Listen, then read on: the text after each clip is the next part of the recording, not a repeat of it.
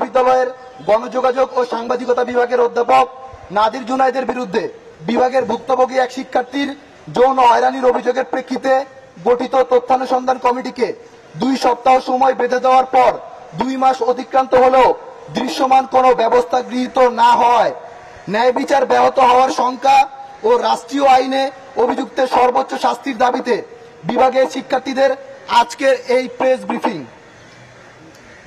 প্রিয় সাংবাদিক বন্ধুগণ, আপনারা অবগত আছেন ঢাকা বিশ্ববিদ্যালয়ের গণযোগাযোগ ও সাংবাদিকতা বিভাগের অধ্যাপক ডক্টর নাদির জুনায়েদের বিরুদ্ধে বিভাগের এক নারী শিক্ষার্থী গত 10 ফেব্রুয়ারি 2024 তারিখে যৌন হয়রানি ও মানসিক নিপীড়নের অভিযোগ এনে বিশ্ববিদ্যালয়ের প্রক্টরের কাছে ন্যায় বিচারের আবেদন করেন। এমনকি একই অধ্যাপকের বিরুদ্ধে রাজধানীর অন্য একটি বিশ্ববিদ্যালয়ের এক ছাত্রীও যৌন হয়রানির জন্য ঢাকা বিশ্ববিদ্যালয়ের প্রক্টরের কাছে লিখিত অভিযোগ করেছেন। সেই বিশ্ববিদ্যালয়ে অধ্যাপক নাদির জুনায়েদ অতিথি শিক্ষক হিসেবে ক্লাস নিতেন। অভিযোগ আছে ঢাকা বিশ্ববিদ্যালয়ের এই অধ্যাপক প্রত্যেক ব্যাচে টার্গেট করে নারী শিক্ষার্থীদের যৌন হয়রানি করতেন। এমনকি বিভাগের সাবেক অনেক শিক্ষার্থীও বিভিন্ন সময় তার দ্বারা শিকার হওয়া বিভিন্ন হয়রানির ব্যাপারে মুখ খুলেছেন এবং সামাজিক যোগাযোগ মাধ্যমে লেখালেখি করেছেন, যার প্রেক্ষিতে আমরা বিভাগের সকল ব্যাচের শিক্ষার্থী ভুক্তভোগী শিক্ষার্থীর ন্যায় বিচার নিশ্চিতকরণে এই অভিযোগের নিরপেক্ষ এবং নির্মোহ তদন্ত সাপেক্ষে সুষ্ঠু বিচারের দাবিতে ক্লাস বর্জন করে আন্দোলন করার সিদ্ধান্ত নেই। আন্দোলনের বিভিন্ন কর্মসূচি হিসেবে আমরা বিভাগের চেয়ারপারসনের কার্যালয়ের সামনে অবস্থান কর্মসূচি পালন, মিছিল নিয়ে সামাজিক বিজ্ঞান অনুষদ থেকে মধুর ক্যান্টিন হয়ে প্রশাসনিক ভবনে উপাচার্য কার্যালয়ের সামনে অবস্থান কর্মসূচি পালন করি। সেখানে আমাদের বিভাগীয় চেয়ারপারসন সহ 3 জন শিক্ষক ঢাকা বিশ্ববিদ্যালয়ের মাননীয় উপাচার্যের সঙ্গে এই বিষয়ে আলোচনা করেন। উপাচার্য মহোদয় আমাদের শিক্ষার্থী প্রতিনিধিদেরকেও ডেকে নেন এবং বিশ্ববিদ্যালয়ের নিয়ম অনুযায়ী ব্যবস্থা গ্রহণের আশ্বাস দেন। তবে বিশ্ববিদ্যালয়ের বিচার প্রক্রিয়ার দীর্ঘসূত্রিতায় নির্মোহ ও ন্যায় বিচার ব্যাহত হওয়ার শঙ্কায় সেদিন আমরা অপরাজেয় বাংলার পাদদেশে দাঁড়িয়ে মানববন্ধন করে মোট 3 দফা দাবি জানিয়েছিলাম। দাবিগুলো হলো: 1, নাদির জুনায়েদের বিরুদ্ধে ওঠা যৌন নিপীড়নের অভিযোগ খতিয়ে দেখতে দ্রুততম সময়ে নিরপেক্ষ তদন্ত কমিটি গঠন করা।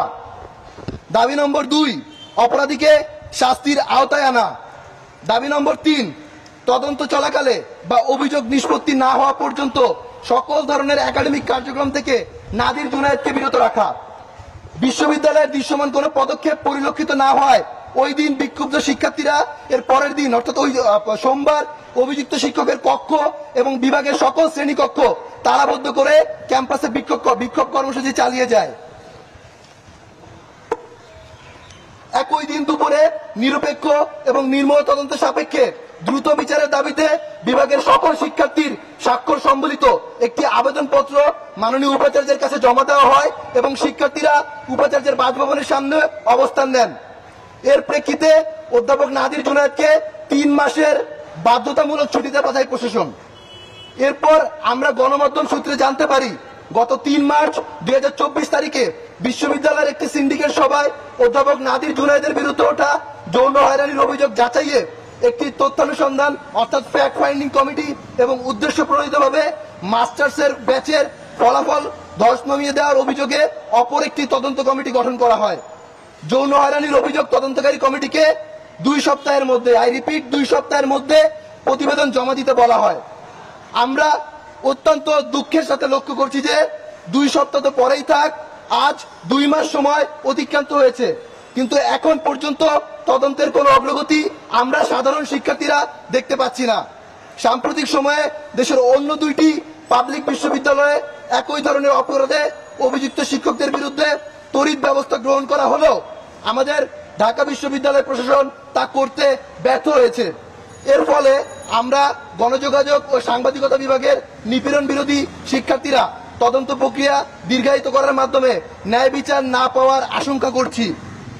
আমরা আরো আশঙ্কা করছি যে বিশেষ করে কোন মহল বিষয়টি ধামাচাপা দিয়ে ভুক্তভোগী শিক্ষার্থীকে ন্যায় বিচার থেকে বঞ্চিত করার চেষ্টা করছে, অথবা বিষয়টি নিয়ে আলোচনা কমে গেলে অভিযুক্ত শিক্ষককে লঘুদণ্ড দিয়ে বাঁচিয়ে দেওয়ার একটা অপচেষ্টা চালাচ্ছে। এক্ষেত্রে আজকের এই প্রেস কনফারেন্সের মাধ্যমে আমরা স্পষ্ট ভাষায় জানিয়ে দিতে চাই, বিশ্ববিদ্যালয় প্রশাসনকে আগামী 3 কর্মদিবসের মধ্যে এই ঘটনার অগ্রগতি গণযোগাযোগ ও সাংবাদিকতা বিভাগের সাধারণ শিক্ষার্থীদেরকে জানাতে হবে। দৃশ্যমান কোন ইতিবাচক অগ্রগতি এই 3 দিনের মধ্যে পরিলক্ষিত না হলে নিপীড়িত শিক্ষার্থীর ন্যায় বিচার নিশ্চিতকরণে আমরা বিভাগের সাধারণ শিক্ষার্থীরা আবারও কঠোর আন্দোলনে নামতে বাধ্য হব। আমরা প্রশাসনকে জানাতে চাই, অভিযোগ প্রমাণিত হলে কেবল পদোন্নতি কিংবা পদোন্নতি বন্ধ করে লঘুদণ্ড দিলেই চলবে না। অভিযুক্ত শিক্ষককে বিশ্ববিদ্যালয় থেকে স্থায়ীভাবে বহিষ্কার করে তার বিরুদ্ধে রাষ্ট্রীয় আইনে ফৌজদারি ব্যবস্থা গ্রহণ করতে হবে।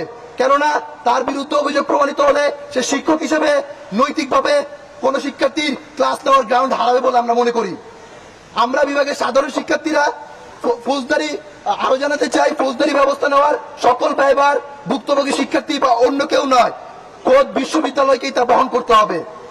আমরা প্রশাসনের অবগতির জন্য জানিয়ে দিতে চাই, সাম্প্রতিক সময়ে জগন্নাথ বিশ্ববিদ্যালয়ে যৌন হয়রানির বিচার দীর্ঘায়িত হওয়ায় ফাইরুজ সাদাব অবন্তিকা নামের এক শিক্ষার্থী আত্মহত্যা করেন। এই ঘটনায় অভিযুক্ত অবন্তিকার সহপাঠী রায়হান সিদ্দিকী আম্মান এবং সহকারী প্রক্টর দিন ইসলামকে আসামি করে আত্মহত্যার প্ররোচনায় খোদ পুলিশ মামলা করে পুলিশ গ্রেফতার করেছে। তারা বর্তমানে কারাগারে রয়েছে। একই সময়ে জগন্নাথ বিশ্ববিদ্যালয়ের ছাত্রীকে যৌন হয়রানির আরেকটি অভিযোগে ফিল্ম অ্যান্ড টেলিভিশন বিভাগের শিক্ষক আবু শাহেদ ইমনকে সাময়িকভাবে বরখাস্ত এবং বিভাগের চেয়ারম্যান পদ থেকে তাকে সরিয়ে দেওয়া হয়েছে। তাকে কেন স্থায়ীভাবে বহিষ্কার করা হবে না, এই মর্মে কারণ দর্শাতেও বলা হয়েছে। এছাড়া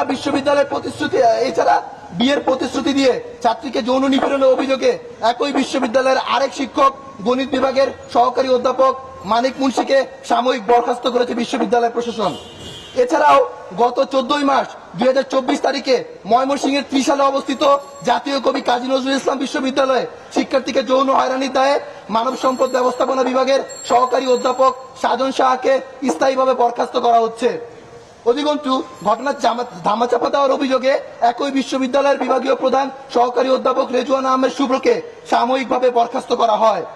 এক্ষেত্রে আমাদের বিশ্ববিদ্যালয় অর্থাৎ ঢাকা বিশ্ববিদ্যালয় প্রশাসনকে মনে রাখতে হবে, বিচার চলাকালীন সময়ে একজন বিচার প্রার্থী নারী শিক্ষার্থীকে নানা ধরনের মানসিক অস্বস্তির মধ্য দিয়ে প্রতিটি দিন কাটাতে হয়।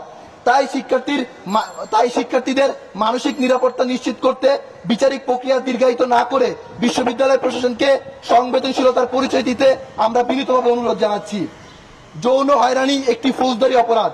যৌন নিপীড়কদের কাছে কোনো শিক্ষার্থী নিরাপদ নয়। তাদেরকে সুযোগ দেওয়া হলে বিশ্ববিদ্যালয়ে আরো নিপীড়ক তৈরি হবে। তাই আমরা স্পষ্ট ভাষায় বলে দিতে চাই, আমাদের যে দাবি, নিপীড়নের সত্যতা পাওয়া গেলে অধ্যাপক নাদির জুনায়েদকে চাকরি থেকে স্থায়ীভাবে বহিষ্কার করতে হবে এবং তার বিরুদ্ধে রাষ্ট্রীয় আইনে ফৌজদারি ব্যবস্থা নিতে হবে। এবং আমাদের যে আজকের মূল দাবি, আগামী 3 কার্য দিবসের মধ্যে এই তদন্ত প্রক্রিয়ার অগ্রগতি আমাদের জানাতে হবে। তদন্ত প্রক্রিয়ার অগ্রগতি না জানালে আমরা সাধারণ শিক্ষার্থীরা পূর্বের ন্যায় আন্দোলনে ফিরে যাব এবং সেক্ষেত্রে আমরা পুরোদমে আন্দোলন চালিয়ে আমরা দাবি শেষ না হওয়া পর্যন্ত মাঠে থাকবো। গণযোগাযোগ ও সাংবাদিকতা বিভাগের পক্ষ থেকে ঢাকা বিশ্ববিদ্যালয়ের গণযোগাযোগ ও সাধারণ শিক্ষার্থীদের ঢাকা বিশ্ববিদ্যালয়ের সকলের পক্ষ থেকে আমি রাফিজ খান বলছিলাম।